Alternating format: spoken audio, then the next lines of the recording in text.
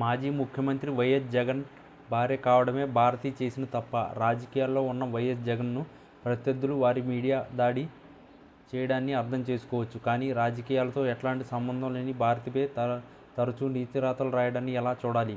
తప్పుడు రాతల్ని తెలిసిన తర్వాత వాళ్ళలో కనీసం పశ్చాత్తాపం కనిపించకపోవడం మరింత ఆశ్చర్యం కలిగిస్తుంది. లిక్కర్ కేసుకు సంబంధించిన సిట్ అధికారులు కొన్ని రోజులుగా చెన్నై, హైదరాబాద్లో వైఎస్ అనిల్ రెడ్డికి సంబంధించిన కంపెనీల్లో సోదాలు నిర్వహిస్తుంది. ఇందులో భాగంగా ఇప్పటికప్పుడు ప్రభుత్వం అనుకూల మీడియాకు వివరాలు అందజేస్తూ రాజకీయంగా దెబ్బతీసే ప్రయత్నాలు చేస్తున్నారు.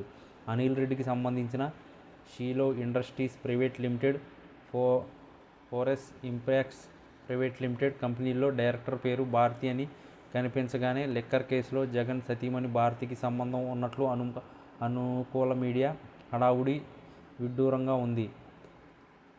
ఆ రెండు కంపెనీలకు మాజీ సీఎం వైఎస్ జగన్ సతీమణి వైఎస్ భారతి అని ఏమాత్రం తెలుసుకోకుండానే రాయడం మనది తప్పుడు సమాచారం అని పాఠాలకు చెప్పాలనే సంస్కారం లేకపోవడం జర్నలిస్టు విలువలు దిగజారడానికి పరాకాష్ట.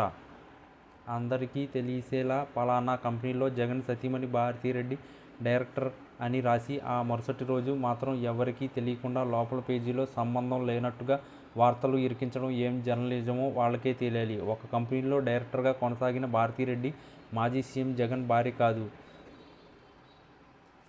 ఆమె అనిల్ రెడ్డి తల్లి, జగన్ పెద్దనాన్న జగ్గిరెడ్డి భార్య భారతిరెడ్డి అని సిట్ అధికారులు తేల్చారు.